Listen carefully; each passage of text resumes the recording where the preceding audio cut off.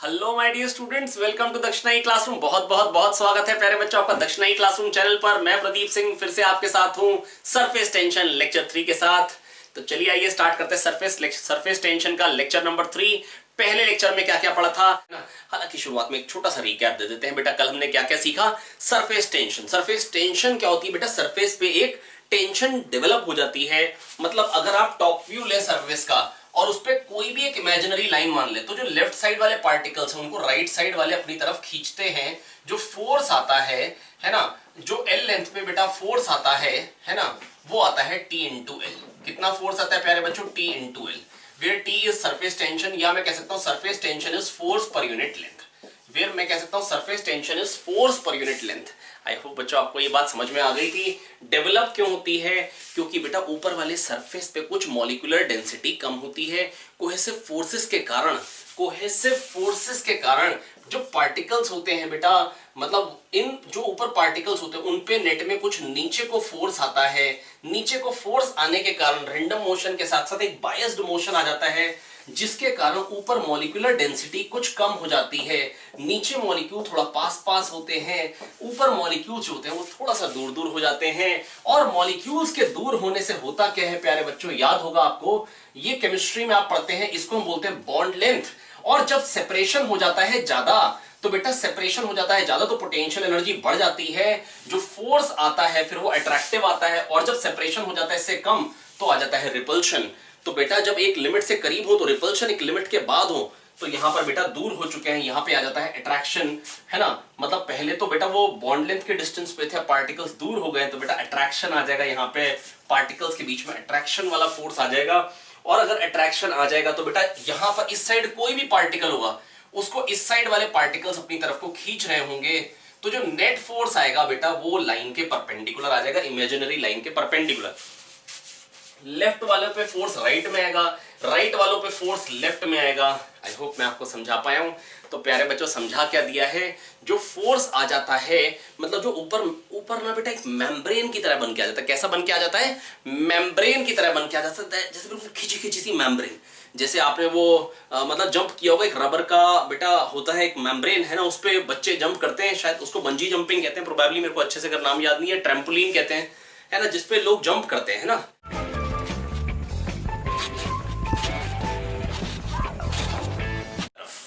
तो बेटा हमने ये देख लिया बेटा, जो ऊपर का सरफेस होता है वो कैसे एक्ट करता है? एक इलास्टिक मेम्ब्रेन की तरह। किसकी तरह? एक इलास्टिक मेम्ब्रेन की तरह, है ना। और जो फोर्स पर यूनिट लेंथ है वो सरफेस टेंशन है। मतलब वन लेंथ पे जो फोर्स आता है वो टी आता है, और बेटा जो एल लेंथ पे फोर्स आएगा वो क्या आएगा? टीएल। एल लेंथ पे फोर्स क्या आएगा? टीएल। कल वाला रिवाइज करा रहा हूं इसलिए थोड़ा जल्दी जल्दी बता रहा हूं, बहुत ध्यान से सुनते चले जाएंगे। तो एल लेंथ पे जो फोर्स आएगा वो टीएल आएगा। अगर अब ये प्यारे बच्चों एक ड्रॉप है, इसके अंदर कुछ एक्सेस प्रेशर आना चाहिए, क्योंकि सरफेस पास आना चाह रहा है तो अंदर के मॉलिक्यूल्स दब जाएंगे। तो बेटा अंदर एक्सेस प्रेशर कितना आएगा? आधी ड्रॉप कंसीडर करिए। अब ये इक्विलिब्रियम में है तो इधर फोर्स कितना होगा? T into two pi R. ठीक है, अगर इसका रेडियस आर है तो। और अंदर जो एक्सेस प्रेशर डेवलप हो गया होगा बेटा, वो अगर डेल्टा पी हुआ होगा तो delta P into pi R square. तो T into two pi R, ये इधर को फोर्स है लेफ्ट साइड में, और delta P into pi R square उधर को है। पाई गया आर गया, delta P two T by R, delta P two T by R आया मेरे यार, delta P two T by R. और क्या बताया था प्यारे बच्चों? बेटा ये था एक्सेस प्रेशर इन ड्रॉप। ठीक है, बबल में भी बताया था मैंने आपको, है ना, अगर आपको याद हो कि अगर बबल है तो बेटा बबल में कितनी सरफेसेस हो जाती है? दो। बबल में कितनी सरफेसेस हो जाती हैं? दो। तो बेटा अगर आप उसको कट करेंगे, उसको अगर आधा करेंगे, तो बेटा आपको दिखने में तो एक सरफेस दिखाई देगी, पर उसमें एक्चुअली कितनी सरफेस होती है प्यारे बच्चों? दो होती है। तो बेटा T into two pi R into two, क्योंकि दोनों का रेडियस लगभग बराबर है। ये तो कहना मत कि भैया इसकी थिकनेस कुछ टी है तो आर माइनस टी ले लो, क्योंकि बेटा थिकनेस तो नेग्लिजिबल होती है। तो T into two pi R into two, दो सरफेस। तो बेटा सरफेस टेंशन का जो फोर्स होगा वन लेंथ पे वो टी, तो टू पाई आर पे two pi R into T, लेकिन सरफेस दो है तो दो तरफ से फोर्स आ रहा होगा इधर को, और delta P into pi R square उधर को। और यहां से बेटा जो आ जाएगा, जब इसको कंपेयर करेंगे T into two pi R into two को delta P into pi R square, तो यहां जो डेल्टा पी आएगा वो 4t बाय आर आ जाएगा। डेल्टा पी जो एक्सेस प्रेशर आएगा प्यारे बच्चों वो कितना आ जाएगा? 4t bye are. I hope प्यारे बच्चों मैं आपको समझा पा रहा हूं, है ना। तो ड्रॉप के अंदर होता है 2T/r, ड्रॉप के अंदर होता है 2T/r, और बबल के अंदर 4T/r, बबल के अंदर 4T/r। याद है, बिल्कुल याद है भैया। और क्या बताया था प्यारे बच्चों मैंने, सिलिंड्रिकल ड्रॉप के अंदर बताया था, और सिलिंड्रिकल बबल के अंदर भी कल बताया था। आइए फटाफट से उसको भी रिवाइज करते हैं। आज टॉपिक को, ये पर्टिकुलर टॉपिक को किल आउट करना है बिल्कुल अच्छे से, लेकिन जो जो चीजें कल पढ़ी थी उसको बहुत अच्छे से बताना चाहता हूं। केवल और केवल वो बातों को भी अच्छे से एम्फेसाइज कर रहा हूं जो मैंने आपको कल सिखाई थी, और जो ज्यादा इंपॉर्टेंट है। सिखाया तो बेटा और कुछ भी था, हालांकि मैं उसको एक बार और रिवाइज कराऊंगा, है ना। लेकिन वो जो ज्यादा इंपॉर्टेंट नहीं है उसको जस्ट मतलब उससे निकल जाएंगे टॉपिक से आगे, है ना। अगर आपको पूरा टॉपिक बहुत कायदे से तैयार करना हो तो बेटा आप पिछला लेक्चर फिर कंप्लीटली देख लीजिए, है ना। नहीं तो मैं मतलब मोस्टली सारी चीजें बताता हूँ। आइए देखिए, अब बेटा अगर पानी के अंदर अगर एक बबल है तो इसमें कितनी सरफेसेस बनेंगी। यहां पर भी बेटा मतलब यहां पर भी सरफेस तो एक ही है ना, मतलब air air air water water water water. लेकिन जबकि बबल अगर होगा तो बेटा कुछ तो थिकनेस है, तो बेटा air air air water water water water air air air, तो दो सरफेस बन रही है बेटा। आप समझ के भी देखिए, यहां पर जो मॉलिक्यूल्स होंगे उन पे फोर्स ऐसे आ रहे होंगे, तो अंदर की तरफ को नेट फोर्स आएगा, बल्क की तरफ को फोर्स आएगा, तो बेटा मॉलिक्यूलर डेंसिटी कुछ यहां पे भी कम हो जाएगी, और जो बाहर होंगे उन पे भी ऐसे फोर्स आ रहा होगा, तो यहां पे भी मॉलिक्यूलर डेंसिटी कम हो जाएगी। तो सरफेस टेंशन कितने सरफेसेस पे जनरेट हो रही है, दो पे, जबकि यहां पर कितने पे हो रही है, एक पे। तो इसमें एक्सेस प्रेशर कितना होगा, अगर ये एच डेप्थ पे बबल है, मान लो ऊपर आ रहा है, एच डेप्थ पे आ चुका है, तो यहां प्रेशर होगा Pa plus rho G H, और अंदर क्या होगा Pa plus rho G H plus delta P. मेरे को इस डेल्टा पी से मतलब है, इसके आधे को कंसिडर कर लेंगे। अब ना उधर जा रहे ना इधर जा रहे, चुपचाप से ऊपर जा रहे, तो बेटा इधर को फोर्स क्या आएगा, delta P into pi R square. अंदर अगर excess pressure delta P, Pa plus rho G H, बाहर भी अंदर Pa plus rho G H plus delta P, क्योंकि सरफेस टेंशन के कारण जब ये खींच रहा होगा एक दूसरे को, तो यहां पर एयर कुछ दब जाएगी, कुछ प्रेशर एक्स्ट्रा जनरेट हो जाएगा। सरफेस टेंशन के कारण अंदर की एयर दब जाएगी, कुछ एक्स्ट्रा प्रेशर आ जाएगा, delta P into pi R square. इधर को फोर्स आया, और इधर को कितना आएगा बेटा, T into two pi R. बस इनको बराबर करेंगे तो क्या बन जाएगा, डेल्टा पी क्या आ जाएगा, 2T/r। ओके, तो यहां pressure Pa plus rho G H, इसके अंदर प्रेशर कितना आएगा, डेल्टा पी आ गया 2T/r, तो क्या बन जाएगा Pa plus rho G H plus 2T/r। ये अंदर का आ गया प्रेशर। आया बच्चा लोग, बिल्कुल आया भैया। बेटा ये चीजें थी जो कल मैंने आपको रिवाइज कराई थी, ओ सॉरी जो कल मैंने पढ़ाई थी, जस्ट एक बार बेटा रिकैप दे दिया है ताकि आप चीजें अच्छे से समझ जाएं। इस पे क्वेश्चंस कराने वाला हूं, आपको अच्छे से क्वेश्चंस क्लियर तभी हो पाएंगे जब थ्योरी आती। चलिए थोड़ा सा और आगे बढ़े। बबल का बेटा मैंने आपको एक तरीके से और बताया था, अगर आपको याद हो, जरा पहले जगह बना लेते हैं फिर आगे बढ़ाते हैं कहानी। आइए देखिए प्यारे बच्चों, तो बेटा बबल में जो एक्सेस प्रेशर निकालने का एक और तरीका 4T/r वाला क्या था बेटा, अगर ये ड्रॉप है और उसके अंदर मान लो एक बबल है, मतलब यहां पे पानी है, यहां पे प्रेशर है Pa, तो यहां होगा Pa प्लस 2T/r, और इसका रेडियस है स्मॉल r। इसके अंदर प्रेशर क्या होगा, Pa प्लस 2T/r, ये तो यहां पे प्रेशर हो गया, और इसके अंदर क्या होगा, प्लस 2T/ स्मॉल r एक और, बस ये आ गया इसके अंदर प्रेशर। ठीक है, बिल्कुल ठीक है। और बेटा अगर स्मॉल r कैपिटल R के बराबर हो जाए, मतलब अगर स्मॉल r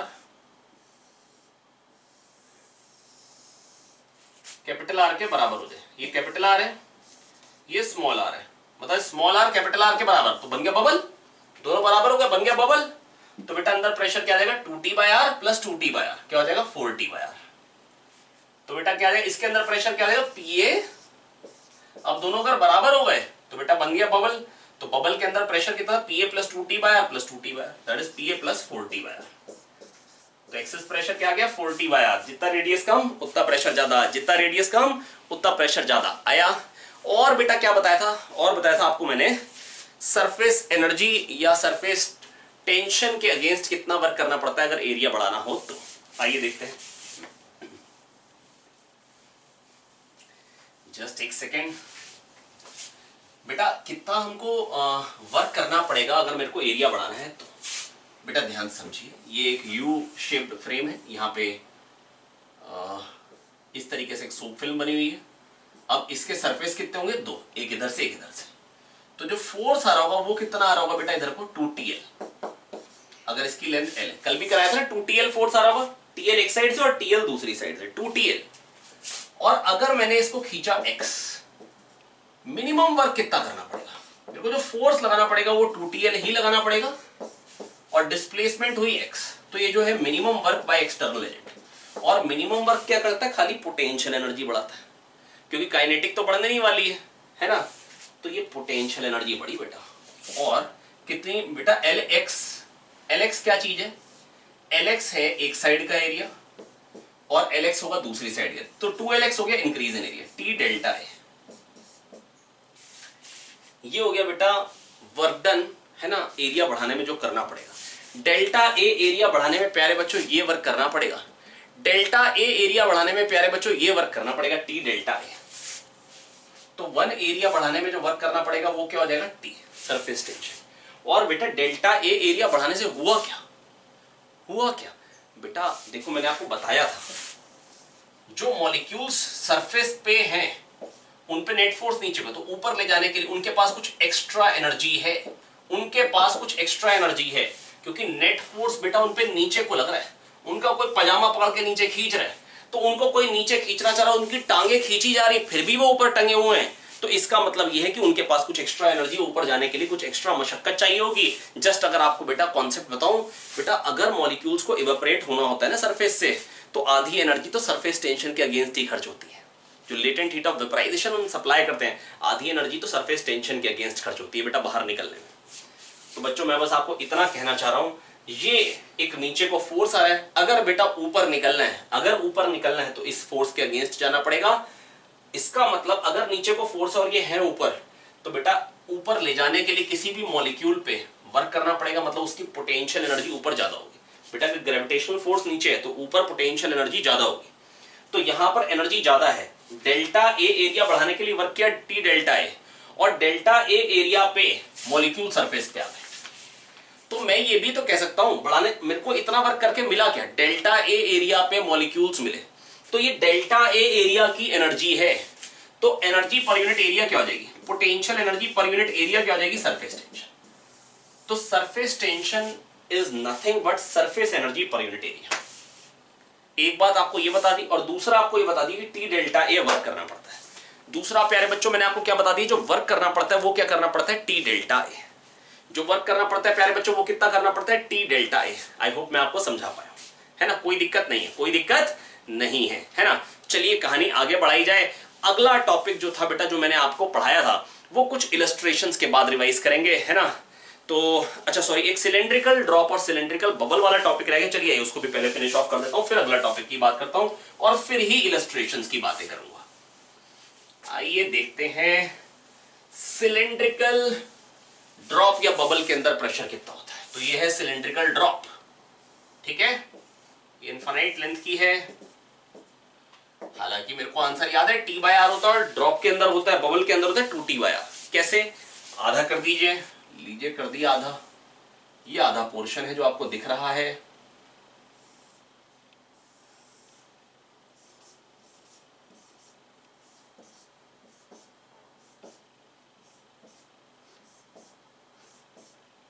तो TL इस तरफ से फोर्स आएगा, TL इस तरफ से आएगा, तो 2TL इधर को फोर्स हो गया।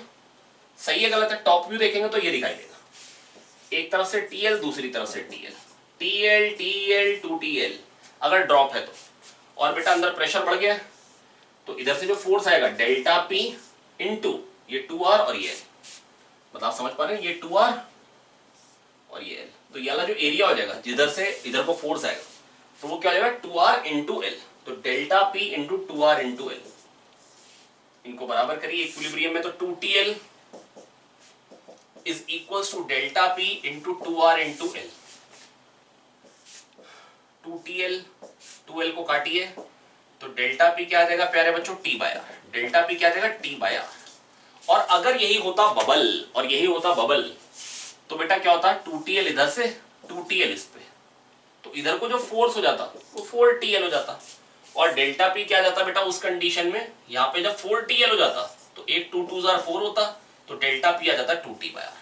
तो सिलेंड्रिकल बबल के अंदर होता है एक्सेस प्रेशर 2T/R और ड्रॉप के अंदर होता है T/R। और जबकि स्फेरिकल बबल में क्या होता है 4T/R और ड्रॉप के अंदर क्या होता है 2T/R। तो बबल में हमेशा डबल, क्यों बबल में डबल है ना, राइमिंग भी है। बबल में डबल क्यों होता है बेटा, क्योंकि सरफेस टेंशन दो सरफेसेस पे एक्ट करती है। 2T के कारण बेटा वो कंप्रेस करता है तो प्रेशर डबल से ही तो बढ़ेगा, क्योंकि जो टेंशन है वो डबल हो गई, आप ये कह सकते हैं, है ना। अच्छा, सरफेस टेंशन जो होता है बेटा मेम्ब्रेन की तरह तो है, लेकिन रबर मेम्ब्रेन की तरह थोड़ा सा नहीं बोलते हैं। रीजन ये होता है क्योंकि अगर आप एरिया इतना लो या इतना लो उससे कोई फर्क नहीं पड़ता, सरफेस टेंशन वही रहती है। क्यों वही रहती है प्यारे बच्चों, मेरी बात सुनिए। जैसे मान लीजिए मैंने ये फिल्म दी, मैंने यहां तक भी कर दी।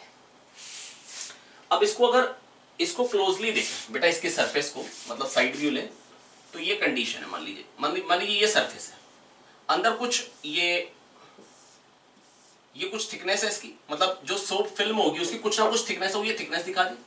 तो मॉलिक्यूल्स पे अंदर को फोर्स आएगा नेट में, जिसके कारण मॉलिक्यूलर डेंसिटी कम हो जाएगी। यहां पर भी सिमिलरली ऊपर को फोर्स आएगा नेट में और मॉलिक्यूलर डेंसिटी कम हो जाएगी। तो सरफेस टेंशन जनरेट होगी कोहेसिव फोर्स के कारण। तो एरिया इतना हो या इतना हो, कोहेसिव फोर्स में चेंज नहीं आएगा, खींचे, जिसके कारण सरफेस टेंशन जनरेट होती है प्यारे बच्चों, वो होता है कोहेसिव फोर्स अंदर को, जिसके कारण मॉलिक्यूलर डेंसिटी कम होती है, अट्रैक्शन फोर्स डेवलप होता है।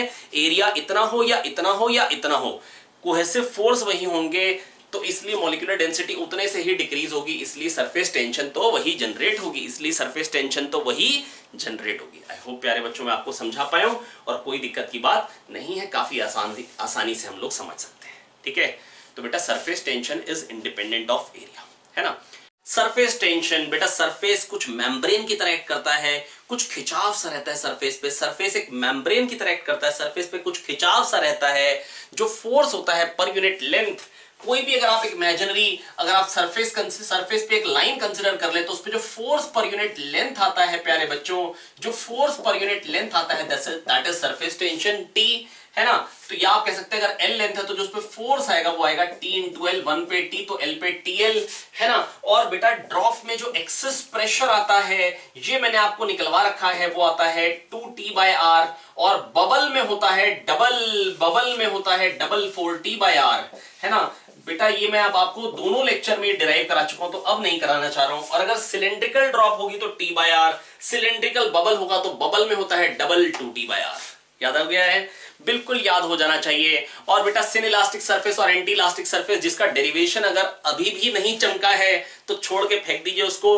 R1 और R2 परपेंडिकुलर रेडियस है, रट डालिए, ड्रॉप में होगा T 1/R1 + 1/R2 और बबल में होगा double 2T 1/R1 + 1/R2। Okay बच्चों, ओके चलिए अब ऐसा करते हैं, कुछ एक क्वेश्चन करते हैं, कल वाले क्वेश्चन को ही दोबारा से कैरी करके स्टार्ट करते हैं, वहीं से ही स्टार्ट करते हैं कल वाले क्वेश्चन से, है ना। और हर एक टाइप का पहले आज मेरा टारगेट है कि आपको हर एक टाइप का क्वेश्चन करना आ जाए, ठीक है।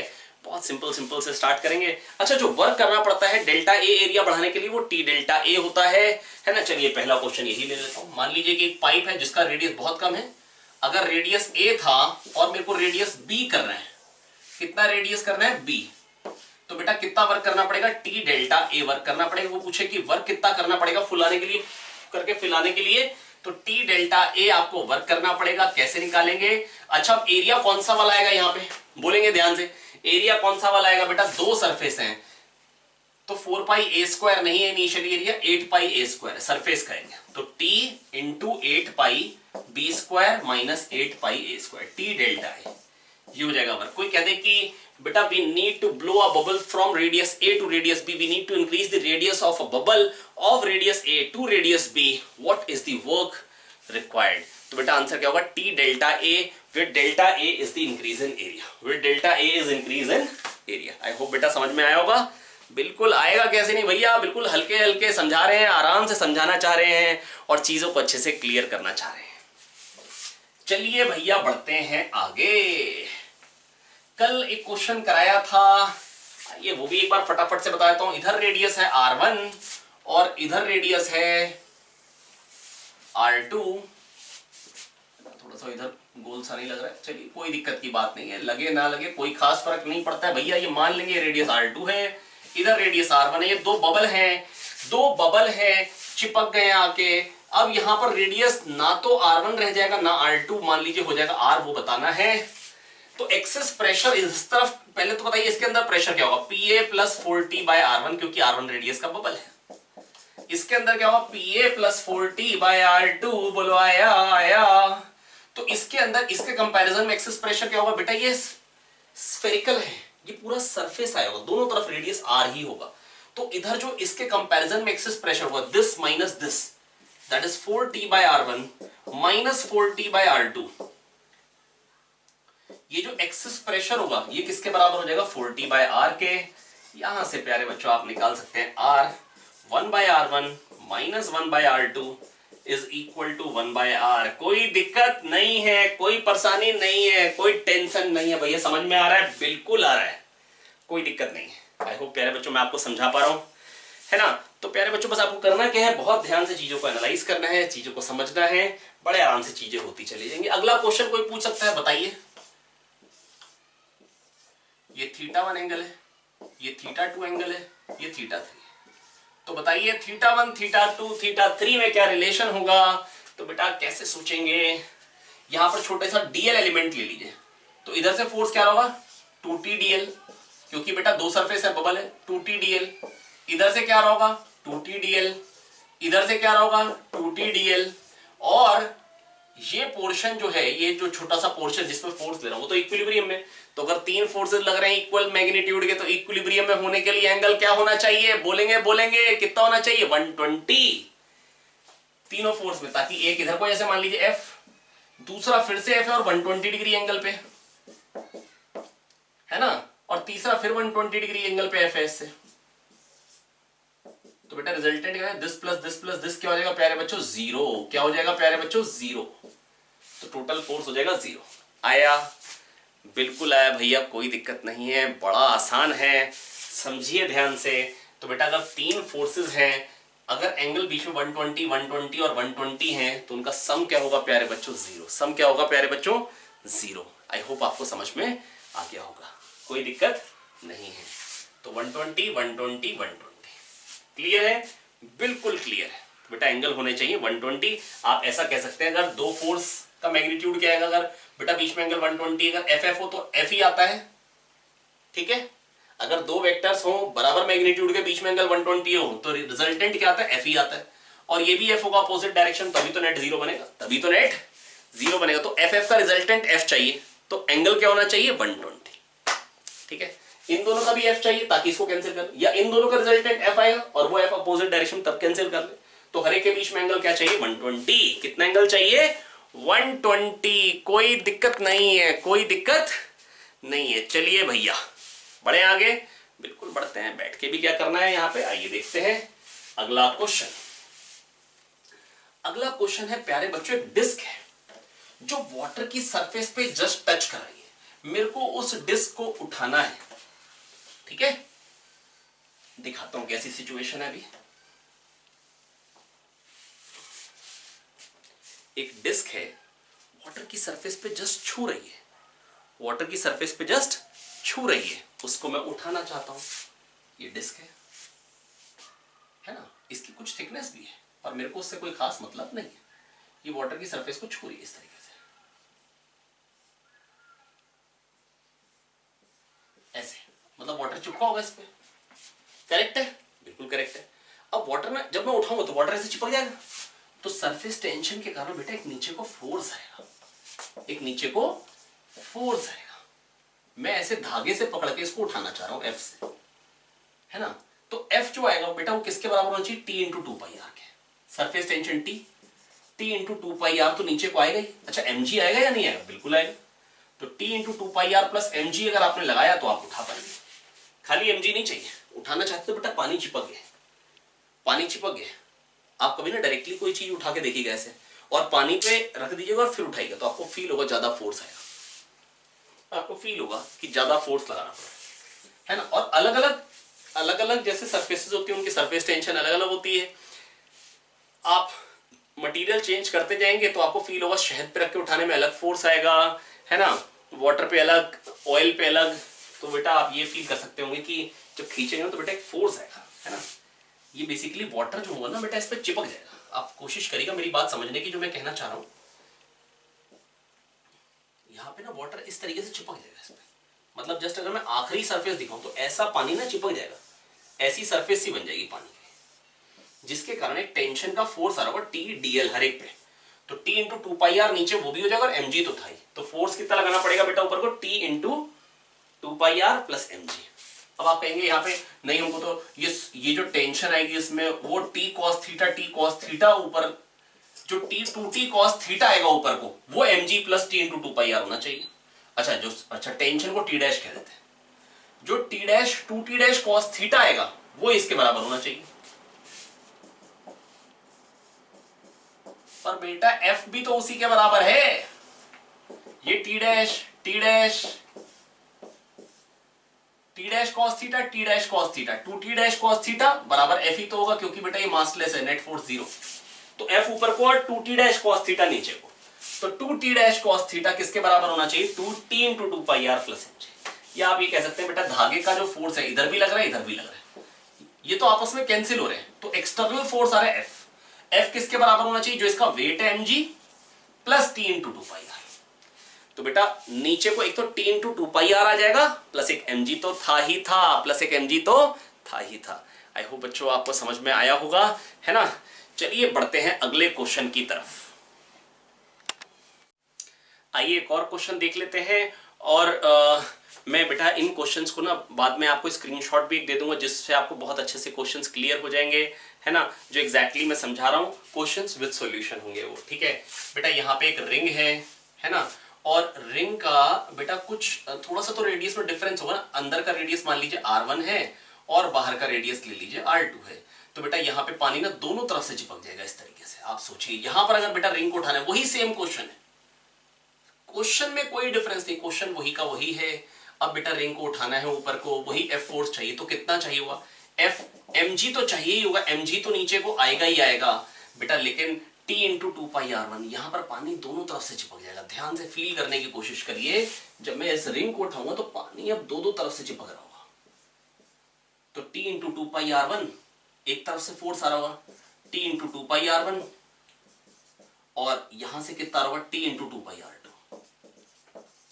तो बेटा जो फोर्स आ रहा है, सॉरी स्क्वायर में, टी इंटू टू, बेटा वन लेंथ पे टी आता है तो टू पाई आर पे T into two pi R. तो एम जी नीचे को है ही, plus T into two pi R one plus R two. तो T into two pi R one plus T into two pi R two, ये भी आ जाएगा साथ में। मतलब अंदर वाले सरफेस से आएगा T into two pi R one और बाहर वाले सरफेस से भी T into two pi R two. जैसे भी पिछले वाले में बताया था, जो पानी है बेटा वो चिपक जाता है, जिसके कारण कुछ फोर्स आने लग जाता है। अब अंदर से कुछ खोखला है पोर्शन, तो यहां पे भी पानी चिपक जाएगा और यहां से भी बेटा फोर्स आने लग जाएगा, टेंशन, सरफेस टेंशन का, T into two pi R one एक सरफेस से, और दूसरी सरफेस से आएगा बेटा T into two pi R two. I hope बेटा मैं आपको समझा पाया, ठीक है, कोई खास दिक्कत नहीं है। जो फोर्स आएगा वो क्या जाएगा, T into two pi R one plus T into two pi R two. ऐसा करते हैं, इन दोनों क्वेश्चंस का एक स्क्रीनशॉट देख लेते हैं, ताकि थोड़ा सा शायद वो फिगर से आपको थोड़ा सा और अच्छे से विजुअलाइज हो जाए। आइए देखते हैं क्वेश्चन को। आइए देखते हैं प्यारे बच्चे क्वेश्चन सरफेस टेंशन पे। देखिए यहाँ पर क्या है बेटा, एक यू शेप फ्रेम है, जिसको हम पहले लेक्चर से देखते आ रहे हैं। ये मास्कलेस स्लाइडर है, ये मास्कलेस है, पूरा फ्रेम मास्कलेस है। इसमें एक सोप फिल्म है जिसमें सरफेस टेंशन टी है, यहाँ एक मास लटकाया है एम, और ये इक्विलिब्रियम है। तो बेटा नीचे को फोर्स क्या है, एम जी। तो पूछ रहे मास कितना हो, सरफेस टेंशन टी है, ये एल है, और यहां से यहां तक ये चीज ए। तो बताएंगे बेटा कि सरफेस टेंशन टी है, ये मास कितना होगा, मास पूछे। तो एम जी नीचे को फोर्स आ रहा है, और ऊपर को क्या है, इक्विलिब्रियम में कह रहे हैं। तो ऊपर को कितना आ रहा है बेटा, यहां से टी एल एक तरफ से आएगा, दूसरी तरफ से भी टी एल, तो टोटल फोर्स ऊपर को हो जाएगा टू टी एल। तो टू टी एल ये ऊपर को आया और mg नीचे को आया। तो प्यारे बच्चों t कितना आ जाएगा, mg बाई 2l। m भी पता है, l भी पता है, mg by 2l is the answer. तो बेटा सिंपल इक्विलिब्रियम का क्वेश्चन था। सिंपल किस चीज का क्वेश्चन था, इक्विलिब्रियम का। आई होप कोई खास दिक्कत नहीं होगी, बड़े आराम से समझ में आ चुका होगा, है ना। मैं आपको बहुत सिंपल क्वेश्चन लेके पहले बेटा समझाना चाह रहा हूं कि कैसे हम कर सकते हैं क्वेश्चंस, कैसे कैसे क्वेश्चंस बनेंगे। चलिए आइए देखते हैं।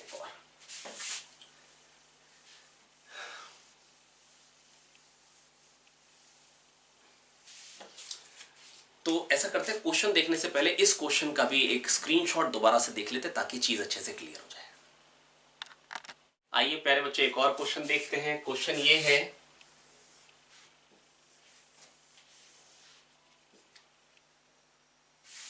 यहां पे एक धागा है, ये पूरी सोप फिल्म है जिसको अंदर की सोप फिल्म को मैंने पंचर कर दिया है, इसका रेडियस r है।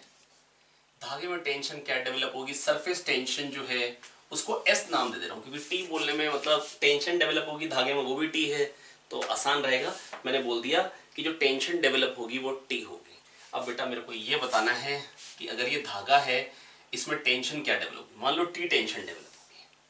छोटा सा मैं d थीटा वाला पोर्शन ले रहा हूं, बड़ा करके दिखा रहा हूं ताकि चीजें अच्छे से विजुअलाइज कर पाए। ये d थीटा है। अब कई बार बता चुका हूं बेटा, पहले और दूसरी वीडियो में भी बताऊंगा, तीसरी बार भी, ताकि क्योंकि मैंने बोला ही था पहली और दूसरी को भूल भी जाएंगे, तीसरी वीडियो से भी देखेंगे तो भी सरफेस टेंशन कंप्लीटली सीख पाएंगे।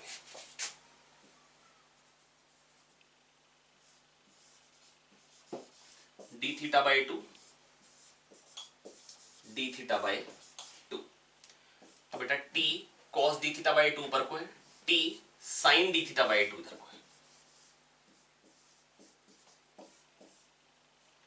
टी सिमिलरली यहां पर भी वही है बेटा, ये डी थीटा बाई टू होगा तो ये 90 है, ये 90 minus D theta by two, इसलिए फिर से ये D theta by two, T cos D theta by two, T cos D theta by two cut जाएंगे और T sine D theta by two, T sine D theta by two जुड़ जाएंगे। तो total force centre की तरफ को क्या आ जाएगा प्यारे बच्चों, 2t sine D theta by two, 2t sine D theta by two, ये टोटल सेंटर की तरफ को फोर्स आया। अब बेटा छोटा सा पार्ट जो है ना बेटा, डी थीटा एक्चुअली नेग्लिजिबल सा पार्ट है ना, जिसपे फोर्स अंदर को आ गया 2t sine D theta by two, और sine D theta by two को बेटा मैं डी थीटा बाई टू कह सकता हूं, तो सेंटर की तरफ को फोर्स आ गया टी डी थीटा, जो मैं अपने पहले दूसरे लेक्चर में बेटा बड़ी बार बता चुका हूं कि सेंटर की तरफ को फोर्स होता है टी डी थीटा, सेंटर की तरफ को फोर्स होता है टी डी थीटा, और बाहर को कितना आएगा, सरफेस टेंशन अगर एस है तो ये आर डी थीटा इसकी लेंथ है, छोटी सी लेंथ क्या होगी, आर डी थीटा। बेटा ये जो छोटी सी लेंथ होगी ना प्यारे बच्चों, ये होगी आर डी थीटा। तो बेटा इस पे जो फोर्स आ रहा होगा S into R D theta, एक सरफेस से और दो सरफेस होंगे क्योंकि बेटा ये सोप फिल्म है, तो 2s into R D theta. Bubble पे होगा डबल, याद आई भाई बात, दो सरफेस है तो बेटा दो तरफ से बेटा सरफेस टेंशन एक्ट कर रही होगी, और जिसका मैग्नीट्यूड हो जाएगा 2s into R D theta, और यहां से बन के आ जा रहा है t equal to 2sr। I hope बेटा समझ में आया, नहीं तो बेटा ये पर्टिकुलर क्वेश्चन इंपॉर्टेंट है, दोबारा बताना चाहता हूं। एक चीज तो बेटा अब आपको ना याद हो जानी चाहिए कि जब t अगर फोर्स लग रहा हो d थीटा की एजेस पे, तो सेंटर की तरफ को फोर्स आता है टी डी थीटा। ये तो बेटा आपको याद हो जाना चाहिए कि सेंटर की तरफ को आएगा टी डी थीटा, ये फोर्स इधर को है, और उस तरफ को क्या आएगा, आर डी थीटा लेंथ है, तो s into R D theta, ये तो एक सरफेस के कारण होगा लेकिन सरफेस होंगे दो क्योंकि है बबल, तो s into R D theta into 2d theta को काट दीजिए तो t आ जाएगा 2sr। आया प्यारे बच्चों, मेरे को लगता है बेटा बड़े आराम से आप समझ पा रहे होंगे, कोई खास मुश्किल बात नहीं है, बड़े आराम से समझ में आ सकता है। बस ध्यान से देखिए, विजुअलाइज करने की कोशिश करिए, एक एक चीज बहुत कायदे से क्लियर होती चली जाएगी। चलिए इसी के साथ बढ़ते हैं अगले सवाल की तरफ।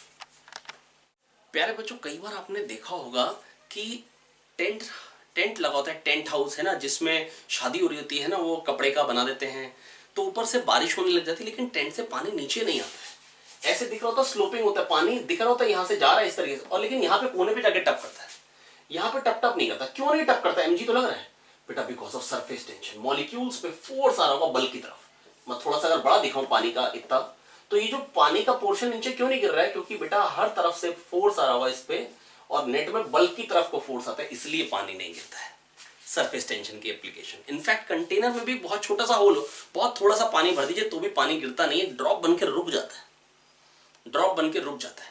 इनफैक्ट आप एक स्ट्रॉ लीजिए, उसमें पानी भर दीजिए और ऐसे लटका दीजिए, बिल्कुल पतला सा स्ट्रॉ लीजिए, ज्यादा मोटा होगा तो नहीं दिखाई देगा, बहुत पतला सा कैपिलरी टाइप का, तो आप देखें पानी का बबल ऐसे बनके, पानी का ड्रॉप बनके गिरता नहीं। कई बार आपने टैप पे देखा होगा पानी का बबल ऐसे लटक जाता है, थोड़ा सा पानी निकल के लटक जाता है लेकिन गिरता नहीं है, that is also because of surface tension. आप अगर टैप देखें कई बार ऐसे पानी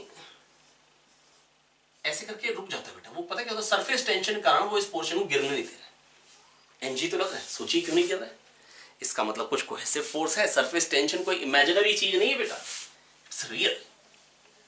होता क्या, माइक्रोस्कोपिक लेवल पे थोड़ा सा कभी कभी विजुअलाइज करने में दिक्कत होती है बच्चों को कि ऐसा होता है नहीं होता है ना, तो बेटा इट्स एब्सोल्युटली रियल। तो आइए बच्चों देखते हैं एक छोटी सी प्रॉब्लम को। यहां पर प्यारे बच्चों एक बबल बना दिया मैंने और इस तरफ भी एक बबल बना दिया, ठीक है। अब आप सोच रहे हो कैसे बनाए, बेटा बीच में मैंने एक होल कर सकता हूं, है ना, और पहले इसको सोप में डिप किया, इसके हाथ को पकड़ लिया और करके फुला दी और फिर इसको फुला दिया। अब इसको मैंने बंद कर दिया थंब से। अब बताना है कि क्या होगा इस कंडीशन में, होगा क्या। मान लो इसको मैंने पकड़ लिया ना, जब ये प्लास्टिक का पाइप था इसको पकड़ लिया, फिर इधर को ब्लो कर दिया, समझ गए आप कंडीशन। बस ये बना हुआ है, ये सिस्टम बना हुआ है। इसका रेडियस स्मॉल आर है, इसका कैपिटल आर। मेरे से पूछ रहे बताइए क्या होगा। स्मॉल आर लगातार घटता जाएगा, स्मॉल आर लगातार बढ़ता जाएगा, स्मॉल आर पहले बढ़ेगा फिर घटेगा, स्मॉल आर पहले घटेगा फिर बढ़ेगा। और सिमिलरली फॉर कैपिटल आर, पहले घटता जाएगा, पहले बढ़ता जाएगा, पहले घटेगा फिर बढ़ेगा, या पहले बढ़ेगा पहले घटेगा और फिर बढ़ेगा। अच्छा, घटेगा बढ़ेगा या बढ़ेगा घटेगा, सॉरी, या बढ़ेगा और फिर घटेगा। कैपिटल आर के लिए भी ये चार ऑप्शन है, तो बताना है सही क्या होगा। देखो प्यारे बच्चों, आई होप बेटा बिल्कुल सिंपल है। इसके अंदर जो प्रेशर होगा वो क्या होगा, Pa plus 4T bye are, और इसके अंदर प्रेशर क्या होगा, Pa plus 4T by capital R. R कम तो प्रेशर ज्यादा, एयर इधर से इधर जाएगी। इसका मतलब क्या होगा, बड़ा वाला बड़ा, बड़ा वाला बड़ा होता जाएगा, है ना। तो भैया बड़ा आदमी और बड़ा होता जा रहा है, अमीर और अमीर होता चला जाता है, और गरीब ये और गरीब होता चला जाता है। बड़ी नाइंसाफी भैया। तो बेटा यहाँ पर होता क्या है बेटा, छोटा वाला और छोटा होता जाए, उसके अंदर प्रेशर ज्यादा है। तो हो कह रहे हैं प्यारे बच्चों, ये अगर पाइप है, मैं थोड़ा सा बड़ा करके दिखा रहा हूँ, तो बेटा लगातार ये फुस होता जा रहा है, फुस होता जा रहा है, फुस होता जा रहा है, और एक टाइम आएगा जब इसका रेडियस ना पाइप के रेडियस के बराबर हो जाए, बबल का रेडियस पाइप के रेडियस के बराबर हो जाए, और उस टाइम तक ये कुछ बड़ा हो चुका है, तो भी बेटा इसका रेडियस कम है, तो भी इसका रेडियस कम है, और इस तरफ जो रेडियस बन रहा होगा वो तो अभी भी ज्यादा बन रहा होगा, तो क्या अभी भी एयर फ्लो करेगी। लेकिन अब जब एयर फ्लो करेगी ना प्यारे बच्चों, अब ध्यान से सोचिए, अब ये ऐसा शेप ले लेगा, अब ऐसा लेगा ना, तो इसका मतलब ये रेडियस अब बढ़ने लग गया, और हवा निकलेगी तो और ऐसी शेप बनेगी, रेडियस बढ़ने लग जाएगा। ध्यान से सोचिए, जब हेमिस्फीयर बन गया ना, जब ये इसका रेडियस, इधर वाले बबल का रेडियस ट्यूब के रेडियस के बराबर हो, इसके बाद जब हवा निकलेगी ना बेटा, तो रेडियस बढ़ने लग जाएगा। तो बेटा पहले रेडियस घटेगा और फिर बढ़ेगा, और एक टाइम आएगा जब इसका रेडियस, इधर का रेडियस और इधर का रेडियस बराबर हो जाएंगे, और जब ये बराबर हो जाएंगे मतलब हवा लगातार इधर से इधर ही जा रही है, लेकिन रेडियस पहले घटेगा और फिर रेडियस बढ़ेगा, और फाइनल कंडीशन में क्या होगा, दोनों तरफ रेडियस बराबर होगी। फाइनली क्या होगा प्यारे बच्चों, फाइनली ये होगा स्मॉल आर कैपिटल आर बराबर हो जाएंगे। फाइनली क्या होगा, स्मॉल आर और कैपिटल आर बराबर हो जाएंगे। आई होप बेटा समझ में आया होगा, है ना। नहीं तो बेटा एक बार मैं और समझा देता हूं अगर कोई कंफ्यूजन रह गई हो, है ना। चलिए ये देख लेते हैं एक बार इसी क्वेश्चन को दोबारा से, है ना। आंसर तो बेटा बड़ा वाला जो है वो लगातार बड़ा ही हो रहा है ना, हवा तो लगातार छोटे वाले में से निकलती जा रही। आंसर तो ये है। आई एक बार और एक्सप्लेन कर देता हूं, फिर चलता हूं अगले क्वेश्चन की तरफ, है ना, ताकि चीजें बेटा कायदे से बस कोशिश कर रहा हूं कि आपको क्लियर करता चला जाऊं।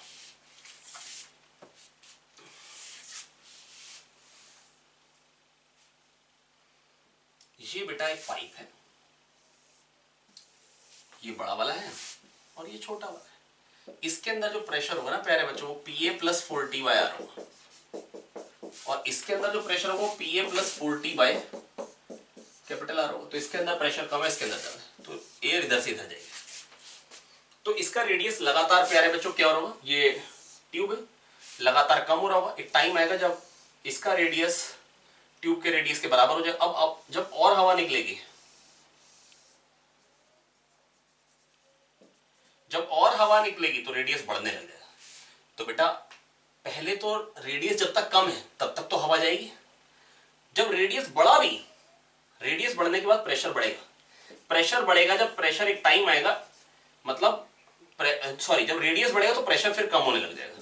एक टाइम आएगा प्रेशर मतलब रेडियस इसका इधर के बराबर हो जाएगा, तो बेटा फिर तो ना तो एयर इधर जाएगी ना इधर। तो इसका रेडियस ऑफ कर्वेचर का क्या फर्क पड़ा बेटा, पहले घटता गया और फिर बढ़ने लगा, और बढ़ बढ़ के किसके बराबर हो गया, पड़ोसी के बराबर।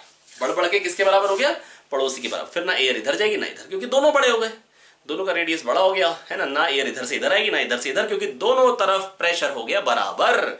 दोनों तरफ प्रेशर हो गया बराबर। क्या हो गया, बराबर। अगला क्वेश्चन बेटा क्या है कि n ड्रॉप्स हैं छोटे छोटे a रेडियस के, कंबाइन करके बेटा एक ड्रॉप बन गया है ना b रेडियस का, ठीक है। और कह रहे हैं बताइए कि जब वो कंबाइन करके बने, n ड्रॉप्स छोटे छोटे कंबाइन करके एक बड़ा ड्रॉप बन गया प्यारे बच्चों b रेडियस का, है ना। और कह रहे हैं जो भी decrease in it surface energy आया, जो decrease in it surface energy है वो काइनेटिक एनर्जी में कन्वर्ट हो गया बिग ड्रॉप की। दैट इज हाइपोथेटिकल सिचुएशन है, मेरी बात सुनिए बहुत ध्यान से। ऐसा मत सोचिएगा कि विजुअलाइज नहीं कर पाए इस क्वेश्चन को। बेटा ऐसे हाइपोथेटिकल क्वेश्चन कई बार आते हैं जेई में, जिसको बच्चे देख के कंफ्यूज होते हैं, पर ऐसे क्वेश्चन सबसे आसान होते हैं।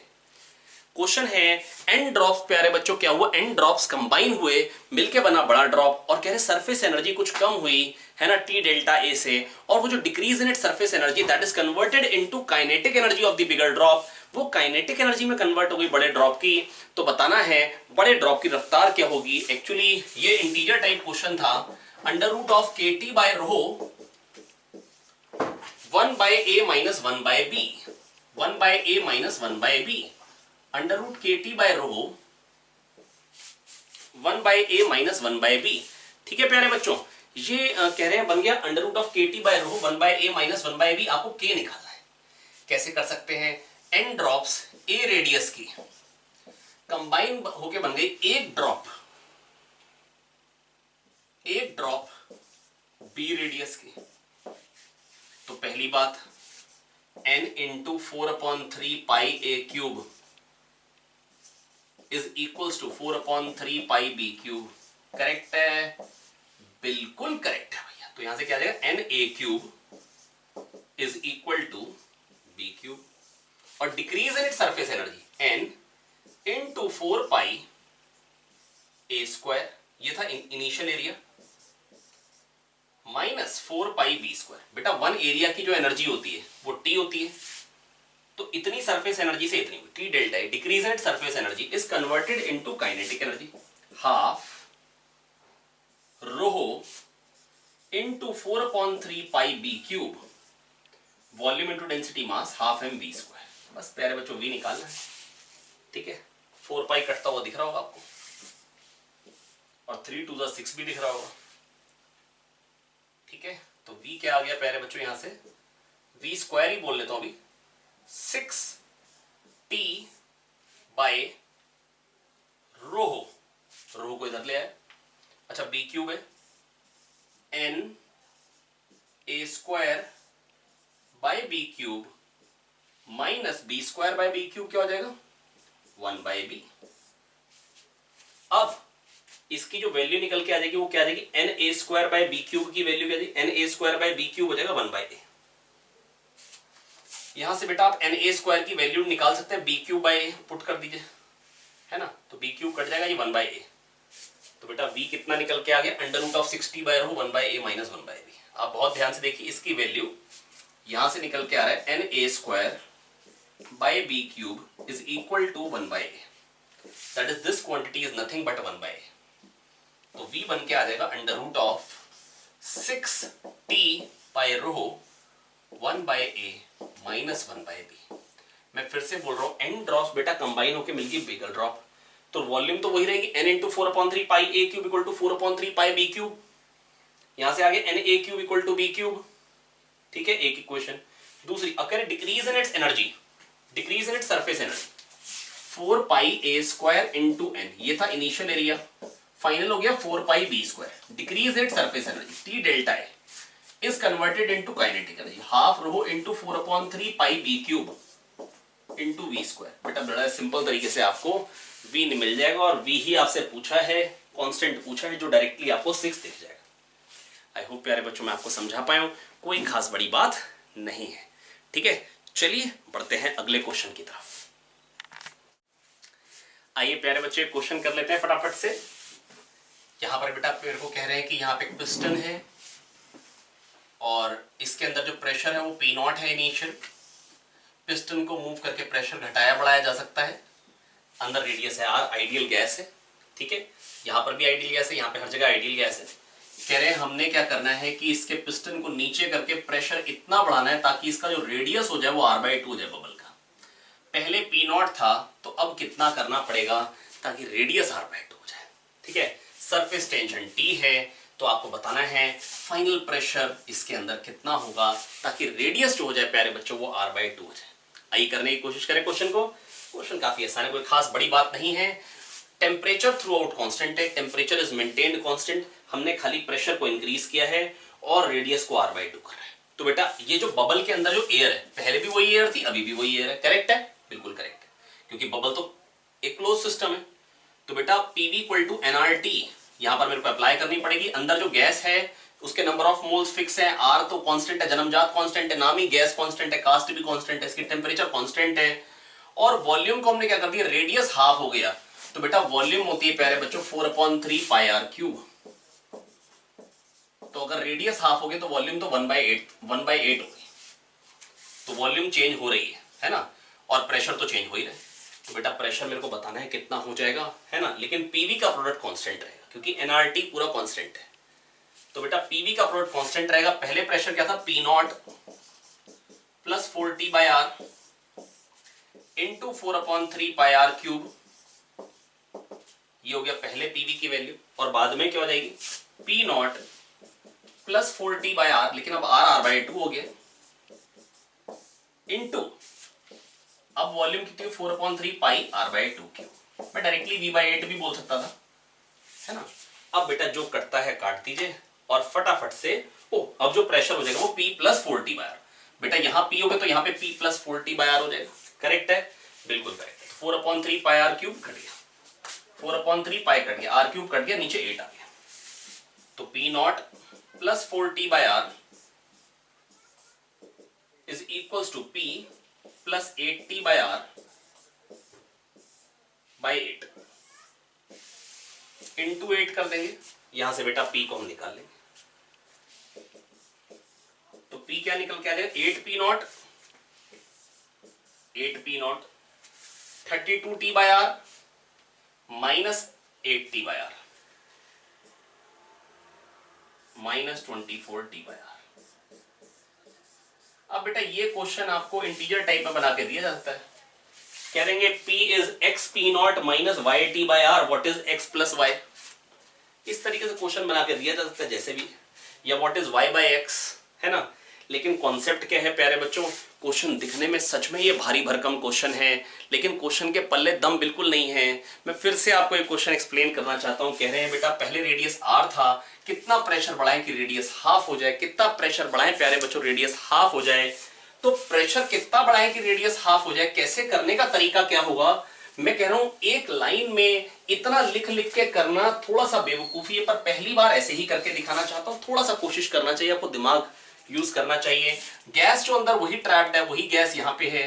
पीवी इक्वल टू एनआरटी में सोचिए, नंबर ऑफ मोल्स वही, आर कांस्टेंट है, टी कांस्टेंट है, टेम्परेचर इज मेंटेन्ड कांस्टेंट। कह रहे बताओ प्रेशर क्या कर दे सिलेंडर के अंदर ताकि रेडियस हाफ हो जाए। तो वॉल्यूम को V/8 करना है, तो पीवी का प्रोडक्ट कांस्टेंट है तो प्रेशर को 8 टाइम्स करना है, वॉल्यूम को V/8 करना है। चलिए तो पहले का प्रेशर कितना है, यहां पे प्रेशर कितना है, P0 प्लस 4T/R, ठीक है, और वॉल्यूम क्या है मान लीजिए V। बाद में क्या हो गया प्रेशर P प्लस 4T/R/2, ये हो गया फाइनल प्रेशर इसके अंदर, और वॉल्यूम क्या हो गई V/8। V को काटिए और P को निकाल लीजिए, तो P क्या निकल के आ जाएगा, 8P0 plus 32T/R minus 8T/R। बस 8P0 plus 24T/R, 8P0 plus, शायद मैंने पहले माइनस लिख दिया था, चलिए कोई दिक्कत की बात नहीं, कैलकुलेशन आप खुद से समझ सकते हैं।